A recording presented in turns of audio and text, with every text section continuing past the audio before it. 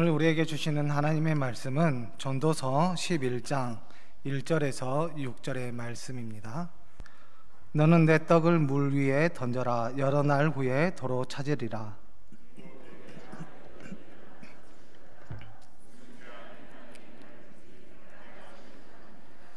구름에 비가 가득하면 땅에 쏟아지며 나무가 나무로나 북으로나 쓰러지면 그 쓰러진 곳에 그냥 있으리라.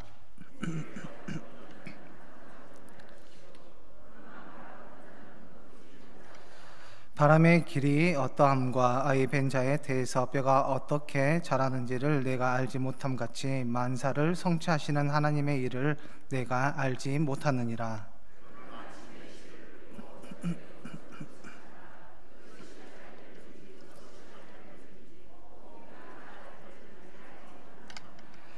아멘. 추운 날씨 가운데서도 또 하나님의 말씀을 사모하여 이곳에 나온 우리 금옥교회 성도 여러분들 가정 위에 주님께서 늘 함께 해주시고 또 하나님의 큰 은혜가 임하기를 소망합니다. 우리 이 시간 서로 인사하겠습니다. 사랑하고 축복합니다.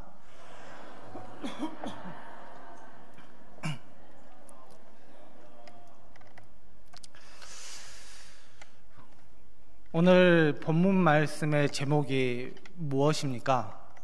믿음의 모험입니다. 그렇다면 혹시 여기에 계신 우리 금옥교회 성도 여러분들은 혹시 모험을 해보신 적이 있으십니까? 제 생각으로는 한두 번 이상 모험을 해보셨지 않나 생각해 봅니다. 그 모험 중에서 남편이나 혹 아내를 만난 그 자체가 모험이 아닌지 생각해 보게 되기도 합니다. 왜냐하면 과거에는 연애 결혼보다는 중매 결혼을 많이 했던 그 시절에는 얼굴을 한두 번 보고 그냥 바로 결혼했기 때문에 아마 그 결혼 생활이 모험이 아니었나 그런 생각을 해보게 됩니다. 모험이라는 것은 한 번도 해보지 않는 것을 처음으로 한 이것을 모험이라고 말합니다. 그래서 모험이라는 것은 어떠한 위험을 무릅쓰고 하는 일을 말합니다. 즉 예측할 수 없는 상황 또한 예측할 수 없는 환경들에서 그 어떤 것을 이루기 위해서 노력하는 것, 그 모든 것이 다 모험입니다. 이런 의견을 볼 때 아프리카의 밀림이나 가파른 절벽, 그리고 빙하로 뒤덮인 산, 깊은 바닷속을 탐험하는 것, 전혀 경험해보지 않는 사업에 투자하는 것, 사람들이 선한 뜻을 생각하지 못하는 그런 꿈을 가지고 그곳에 도전하는 것, 그리고 타인의 경험과 그것에 대한 분명한 자료가 없음에도 불구하고 그것에 도전하는 것, 이 모든 것이 다 모험입니다. 이런 관점에서 보면 우리의 인생이 다 모험이라고 말씀드리고 있습니다. 왜냐하면 내일을 경험한 사람은 아무도 없으며 내일에 대한 정보나 자료가 전혀 없기 때문입니다. 그런데 점쟁이들이 나름대로 내일에 대한 정보를 준다고 요란을 떨 때가 있습니다. 하지만 그들이 말하는 것은 다 뻥입니다. 자신의 일이나 어떤 일이 일어날지 알 수 있는 것은 아무도 없습니다. 그럼에도 불구하고 내일을 안다라고 이야기하는 그것은 오만에 불구합니다. 성경에서도 이것에 대해서 우리에게 분명하게 말씀해주고 있습니다. 전도서 9장 1절의 말씀을 보면 사람이 알지 못하는 것은 모두 그들의 미래의 일들임이니라 라고 말씀합니다. 하루 해가 뜨고 지고 봄, 여름, 가을, 겨울이 반복되는 자연스럽게 여겨지는 것입니다.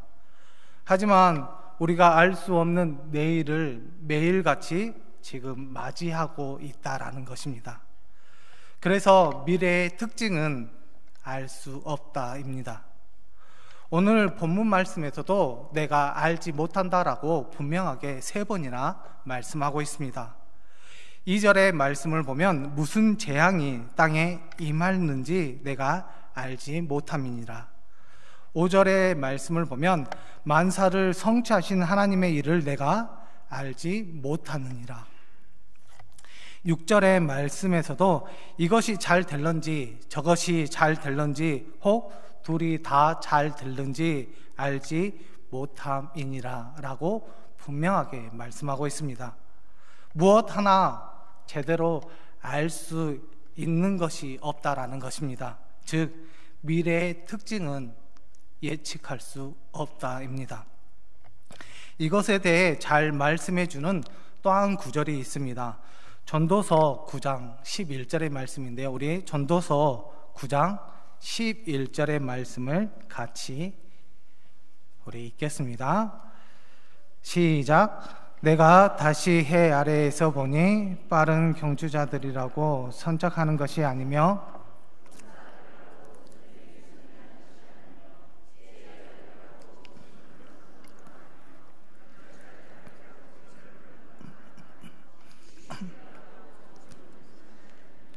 있는 시기와 기회는 그들 모두에게 임하느니라. 아멘. 제가 다시 한번 잘 읽어드리면 내가 다시 해 아래에서 보니 첫 번째입니다. 빠른 경주자들이라고 선착하는 것, 빨리 도착하는 것이 아니며 두 번째입니다. 용사들이라고 해서 전쟁에서 승리하는 것이 아니다라고 이야기합니다. 세 번째는 지혜자들이라고 음식물을 항상 얻은 것이 아니며 네 번째는 명철자들이라고 재물을 얻는 것도 아니며 다섯 번째는 지식인들이라고 해서 은총을 입은 것이 아니다. 이는 시기와 기회는 모두에게 임하기 때문에 이렇다라고 우리에게 분명하게 말씀하고 있습니다. 이 말씀이 무엇이냐면 한마디로 말하면 뛰어난 능력과 조건을 가진 사람이라도 반드시 최고의 자리에 오른다거나 승리하는 것이 아니다라는 것을 분명하게 말씀하고 있습니다. 그런다고 해서 부족하고 실력이 없을지라도 반드시 실패한다거나 뒤처지는 것이 아님을 우리에게 말씀해 주고 있습니다. 모든 것에는 때가 있고 또한 예측 못하는 행운이나 불운이 변수로 작용하기 때문에 누구나 승리를 장담할 수도 없고 실패를 장담할 수도 없다라고 우리에게 분명하게 말씀하고 있습니다. 이런 원리를 잘 적용되고 있는 곳이 바로 스포츠입니다. 우리나라 사람들이 가장 좋아하는 스포츠 중에서 야구나 축구를 들 수 있습니다. 각종 예선을 통해 가려진 최고의 실력팀들이 또한 모여서 최고의 자리를 놓고 치열한 승부를 겨루게 됩니다. 그런데 거의 매 대회 때마다 최고의 실력을 갖춘 팀들이 우승 후보까지 지목되기도 합니다. 하지만 그런 팀들이 뜻하지 않는 벽병을 만나거나 또한 어려움이 생기게 되어 예선에서 탈락하는 이변이 연출되기도 합니다. 이런 것을 볼 때 실력이 출중하다고 할지라도 불행이 찾아올 수 있으며 반대로 실력이 없을지라도 실패하라는 법은 없다라는 것입니다. 오늘 말씀에서도 이렇게 말씀하고 있습니다. 빠르다, 유력하다, 지혜 있다, 명철하다, 능력이 있다라고 분명하게 말하고 있습니다. 이 모든 것은 좋은 결과를 얻을 수 있다라는 것입니다. 하지만 좋은 결과를 얻지 못할 수도 있으며 그것에 대한 예측을 할 수 없을 때가 있다라는 것을 우리에게 가르쳐주고 있습니다. 알 수 없고 예측할 수 없는 미래를 살아가는 인생이 바로 모험과 같은 인생입니다. 자기를 의지하고 뜻밖의 행운을 바라는 것은 진짜 자신의 자신을 위한 모험이라고 말할 수 있습니다. 그러나 하나님을 의지하고 확신을 가지고 믿음을 가지고 나아가는 자녀는 믿음의 모험을 할 수 있습니다.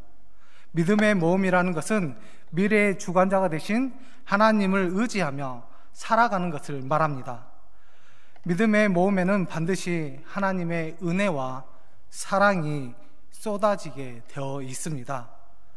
그렇다면 우리가 믿음의 모험을 하기 전 기본적으로 갖추어야 할 마음이 있습니다. 그것이 무엇이냐? 전도서 전체의 말씀을 보면 첫 번째는 인생이 헛되다는 것입니다. 즉 허무하다라는 줄기입니다. 두 번째는 현재의 삶이 하나님의 선물이라는 것입니다. 이 두 가지 것을 한꺼번에 종합해 보면 결론이 이렇습니다. 하나님과 무관하면 헛된 것이지만 하나님과 관계가 있으면 귀하고 의미 있게 된다라는 교훈입니다. 우리가 잠자리에서 일어나서 하루를 시작하실 때 어떻게 시작하십니까? 어떤 분들은 오늘도 하루가 시작되는군 하면서 한숨을 쉬시는 분이 있고, 또한 어떤 분들은 자신이 해야 할 일을 하기 싫다라고 하면서 일어나시는 분들도 계실 것입니다. 하지만 아침 햇살을 맞이하면서 하루를 하나님이 주셨다라고 하면서 한번 일어나 보시기 바랍니다. 또한 오늘 먹는 새끼 식사를 하나님께서 차려주셨다라고 고백하면서 맛있게 드셔보시기를 바랍니다. 오늘 내가 수고하는 이 모든 것 하나님께서 나에게 맡겨주셨다라고 고백하면서 땀을 흘리면서 한번 열심히 일해 보시기를 바랍니다. 이것이 믿음의 모험을 떠나는 신앙인들이 기본적으로 갖춰야 할 마음입니다. 새로운 미래를 준비하는 우리는 진정 이런 고백이 하루하루 있어야 하는 것뿐만 아니라 이런 모험의 신앙인들이 되는 것이 믿음의 자녀인 줄 믿습니다. 오늘 말씀은 믿음의 모험을 떠나는 모험가들의 삶의 모습을 교훈하고 있습니다. 오늘 말씀은 비유로 되어 있습니다. 1절과 2절의 말씀을 보면 인생을 배에 띄워 장사하는 상인들로 비유합니다. 우리 1절의 말씀을 같이 읽겠습니다. 너는 내 떡을 물 위에 던져라. 여러 날 후에 도로 찾으리라. 아멘. 제가 좀 전에 인생을 배에 띄워 장사하는 상인이라고 말씀을 드렸습니다. 그렇다면 이 말씀과 과연 무슨 관계가 있는가 의심이 생길 수도 있고 이해가 안 될 수도 있습니다. 제가 한 가지 예를 하나 드려보겠습니다. 장사꾼이 있습니다. 장사꾼이 많은 이윤을 남기기 위해서는 어떻게 해야 되겠습니까? 먼 길을 떠나야 합니다. 그렇다면 먼 길을 떠나기 위해서는 이 장사꾼이 늘 운반해야 될 것들이 많은 물품들이 있습니다. 그렇다면 이 운반해야 할 물품들을 빠르게 운반할 수 있는 방법, 교통수단이 그때 당시에는 뭐가 제일 편안했을까요? 그때는 바로 배였습니다. 그렇기 때문에 여기서 일하는 것은 장사의 유인을 남기기 위해서는 먼 길을 떠나야 하는데 배 자신의 재산을 기꺼이 위탁하라는 뜻으로 이 안에 내용이 담겨져 있습니다. 그래서 너는 내 떡을 물 위에 던져라 라고 말씀하고 있는 것입니다. 하지만 2절의 말씀을 보면 7개나 8개로 나누어 실어라. 왜냐하면 무슨 재앙이 땅에 임할런지 내가 알지 못함이니라 라고 말씀하고 있습니다. 이 말씀의 뜻은 믿음의 모험을 떠나는 사람들은 내일의 이익을 위해서는 오늘 투자하는 상인이 되어야 한다는 말씀이 이 안에 내포되어 있습니다. 그리고 3절에서 6절까지의 말씀을 보면 인생을 씨 뿌리는 농부들로 비유하고 있습니다. 좋은 환경만 기다리지 말고 시도하라. 열심히 최선을 다하여 농사하라라는 의미가 이 안에 담겨져 있습니다. 이 말씀도 믿음의 모험을 떠나는 사람들은 다른 토양에 다른 종류의 씨앗을 뿌리고 하나님을 의지하는 농부가 되라는 말씀입니다. 그렇다면 믿음의 모험을 떠나는 사람들이 가져야 할 관심의 대상이 무엇일까요? 또한 그들이 삶의 모습을 어떻게 살아가야 할까요? 그 첫 번째는 바로 지혜로워야 한다라는 것입니다. 우리 2절의 말씀을 다 같이 읽겠습니다. 7에게나 8에게 나누어 줄지어다. 무슨 재앙이 땅에 임할는지 내가 알지 못함이니라. 아멘. 여기에서 말하는 것은 위험의 분산의 원리를 말하고 있습니다.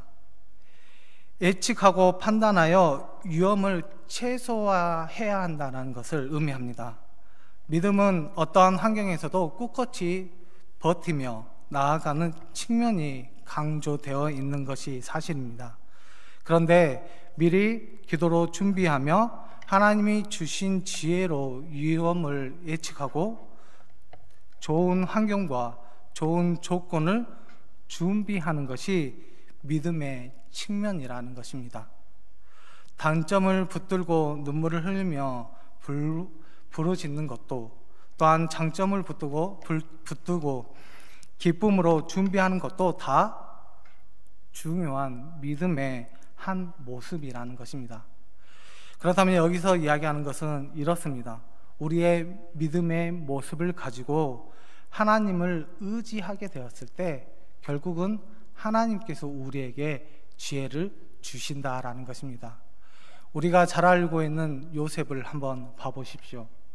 그는 그 어려울 때마다 믿음의 모습을 잃어버리지 않았습니다. 그리고 그 순간순간마다 하나님을 의지했습니다. 결국은 그 힘들고 어려운 순간에 하나님께서 그에게 주신 지혜를 통해서 그 힘들고 어려운 순간들을 이겨 나아가는 것을 보게 됩니다. 믿음의 모험을 하는 자는 믿음의 모습을 가지고 하나님의 자녀로서 그 자녀로서의 하나님을 의지하게 되었을 때 우리에게 더 없는 은혜와 또한 지혜를 주시는 줄 믿습니다. 그렇기 때문에 우리가 믿음의 모험을 하는 자녀는 하나님을 의지함으로 지혜를 얻는 귀한 성도 여러분들이 되기를 소망합니다. 둘째는 환경에 압도당하지 말아야 한다는 것입니다. 풍랑을 생각하면서 배를 띄우지 못하거나 날씨, 해충 등을 생각하면서 씨를 뿌리지 못한다면 아무것도 할 수 없다라는 것입니다. 기도로 준비한 후에 도전하는 정신이 필요합니다. 모든 위험 요소가 제거되지는 않습니다. 최소화시켜놓고 그 다음은 환경에 도전장을 내미는 것입니다. 환경에 걸려 주저앉거나 또한 우리가 자포자기한다면 우리의 모습이 어떻게 되겠습니까? 환경 때문에 뒤로 주춤거리는 모습을 이제는 벗어버리고 도전과 인내로 당당히 맞설 수 있는 귀한 자녀들이 되기를 소망합니다. 그래서 히브리서 10장 39절의 말씀을 보면 우리는 뒤로 물러가 멸망하는 자가 아니요 오직 영혼을 구원함에 이르는 믿음을 가진 자이니라. 아멘. 뒷걸음치는 모습이 아니라 도전하는 신앙을 요구하고 있습니다. 주저앉는 모습이 아니라 전진하는 신앙을 요구하고 있는 것입니다. 이런 도전하는 신앙을 위해서는 뜨거운 기도와 성실한 기도가 절대적입니다. 우리는 힘들게 하는 환경과 삶이 너무나도 많이 있습니다. 그럴지라도 우리가 뒷걸음치거나 주저앉는 것이 아니라 말씀과 기도로 믿음의 모험을 도전하는 우리 금옥교회 성도 여러분들이 되기를 소망합니다. 셋째는 최선을 다하여 노력하라라는 것입니다. 우리 6절의 말씀을 같이 읽겠습니다. 너는 아침에 씨를 뿌리고 저녁에도 손을 놓지 말라. 이것이 잘 될는지 저것이 잘 될는지 혹 둘이 다 죄질는지 알지 못함이니라. 아멘. 앞에 말씀을 보면 너는 아침에 씨를 뿌리고 저녁에도 손을 거두지 말라라고 분명하게 말씀하고 있습니다. 신앙은 뜻밖의 행운으로 얻어지는 것이 아닙니다. 우리의 성실함으로 얻어지는 것입니다. 할 일이 있고 땀을 흘릴 수 있다라는 것은 지금 하나님께로부터 복을 받고 있다라는 것입니다. 그 복을 누리며 새로운 삶을 살기 위해서 열심을 품고 노력해야 아름다운 미래를 맞이할 수 있습니다. 데이비드 리퍼만이라는 작가가 쓴 글이 있습니다. 제목은 이렇습니다. 나에게 분명 문제가 있다 라는 책의 내용입니다. 이 내용에는 이런 글이 있습니다. 문제가 없는 사람은 아무도 없다.